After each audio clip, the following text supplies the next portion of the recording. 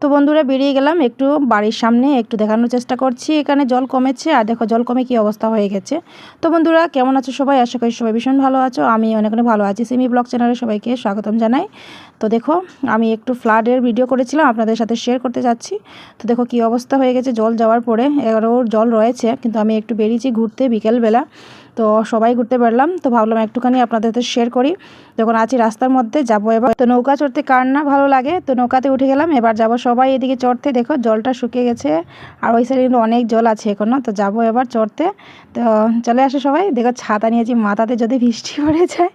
Actually এমনিতেই নিয়েছি। ছাতা কেন নেওয়া হয়, এখানে যখন মাছ ধরে অনেক কাকুরা আছেন, তো এখানে ছাতাটা মাথা দিয়ে চড়ে তার জন্য।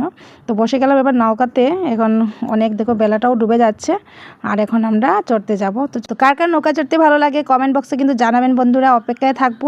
তো ঠিক আছে বন্ধুরা, ভিডিওটা এখানে শেষ করতে যাচ্ছি। নেক্সট ভিডিওতে আবারও আসবো। সবাই ভালো থাকুন, সুস্থ থাকুন। টাটা বন্ধুরা।